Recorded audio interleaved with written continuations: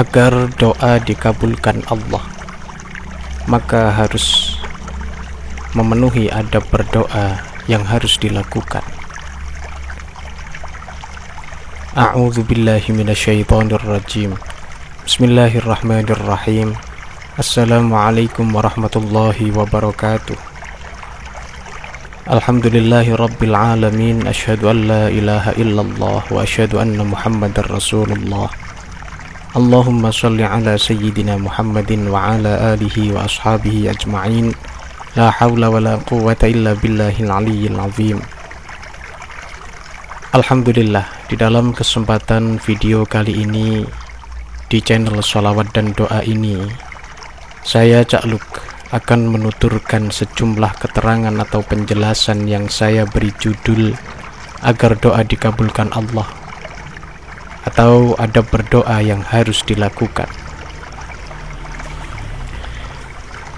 Sebelum menyimak lanjutan penjelasan ini, maka bagi dulur-dulur semua, jangan lupa untuk terus mendukung channel Sholawat dan Doa ini dengan klik like, subscribe, dan share video kami kepada saudara yang lain, agar channel ini bisa berkembang dan terus bisa membagikan ilmu yang bermanfaat bagi banyak orang. Baiklah, langsung saja. Setiap mukmin yang sungguh-sungguh berharap doanya dikabulkan oleh Allah Subhanahu wa Ta'ala haruslah mengindahkan adab-adab berdoa di hadapannya. Setiap orang yang hendak meminta, maka wajib baginya untuk bersikap sopan kepada yang diminta, dengan menyadari kondisi dan posisinya sebagai bawahan yang memiliki kebutuhan. Adapun sejumlah adab berdoa kepada Allah agar doa dikabulkan oleh Allah adalah: yang pertama, hendaknya memilih waktu-waktu mustajab yang memiliki keutamaan khusus untuk berdoa. Namun perlu diketahui, anjuran ini bukan berarti menafikan untuk berdoa di waktu-waktu yang lain, karena sesungguhnya berdoa di setiap waktu merupakan ibadah selama masih dalam aturan yang disampaikan Al-Quran dan juga Al-Hadits. Adapun adab yang kedua ialah hendaknya berwudu dan mendirikan sholat setiap kali sebelum berdoa, khususnya adalah mendirikan sholat sunnah hajat. Kemudian adab yang ketiga ialah hendaknya memohon ampunan kepada Allah Subhanahu wa Ta'ala di awal atau sebelum memanjatkan doa yang menjadi hajatnya. Ini sangat penting karena dengan memohon ampunan kemudian diri akan menjadi lebih bersih, dan semakin bersih diri seorang hamba akan semakin cepat pula doanya sampai kepada Allah.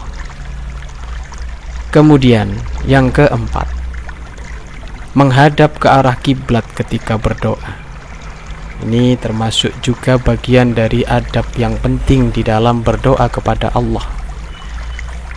Kemudian yang kelima, mengangkat kedua tangan selama kita berdoa.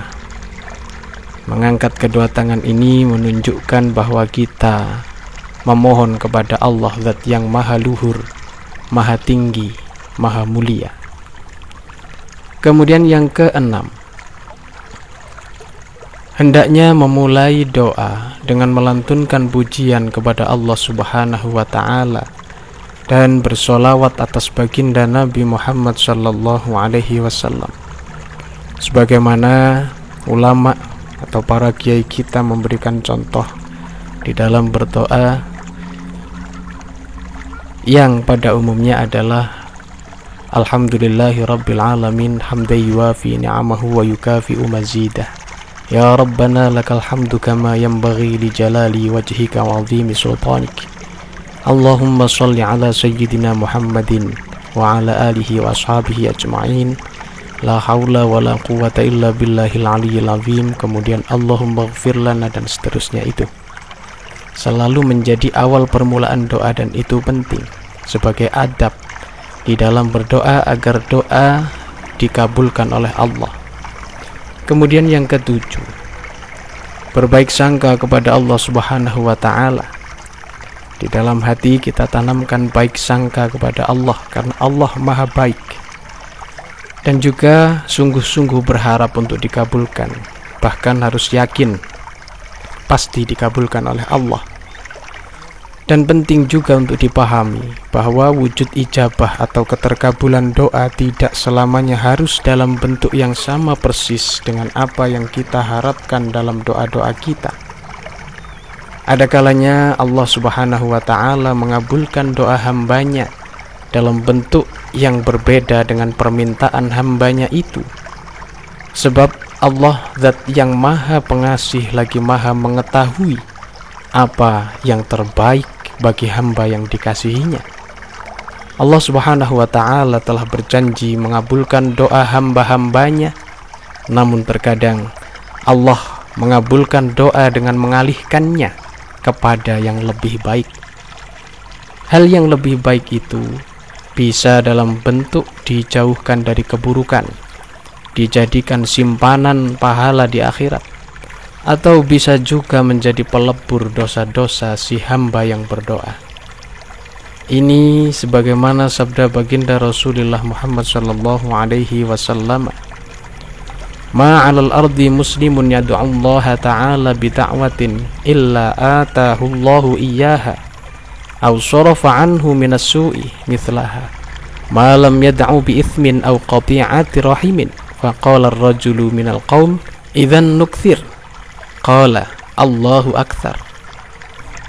Artinya tiada seorang muslim pun di muka bumi ini yang berdoa kepada Allah dengan suatu permohonan melainkan Allah pasti mengabulkan doanya atau menjauhkannya dari keburukan yang sebanding dengan doanya, selama ia tidak memohon yang berkenaan dengan suatu dosa atau pemutusan silaturahim atau ikatan hubungan persaudaraan.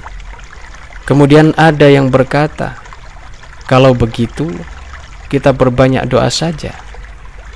Beliau sallallahu alaihi wasallam lalu bersabda, Allah lebih banyak kebaikannya.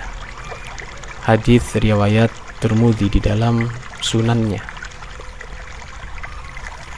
Kemudian yang ke-8, ada berdoa agar dikabulkan oleh Allah adalah harus mengakui segala dosa yang telah diperbuat.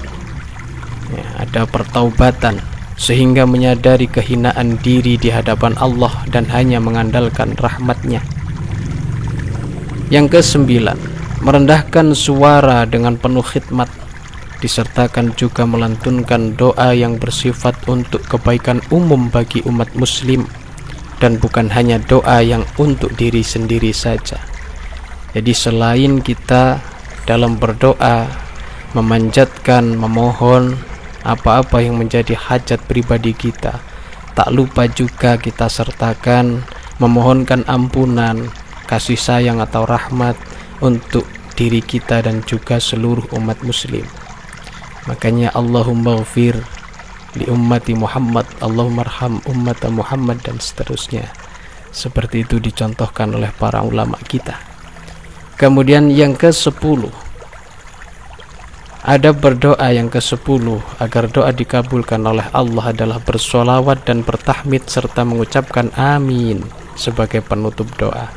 Ini sebagaimana juga sudah dicontohkan dalam kebiasaan yang sudah sangat akrab dengan kita, bahwa para ulama kita menutup doa dengan tahmid dan sholawat, sebagaimana Subhana rabbika rabbil izzati amma yasifun wa salamun alal mursalin walhamdulillahi rabbil alamin.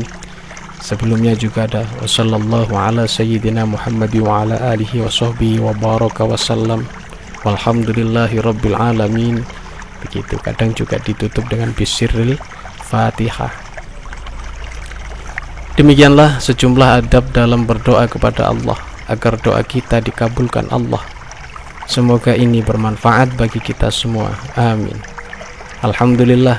Wassalamualaikum warahmatullahi wabarakatuh. Allahumma salli ala sayyidina Muhammad.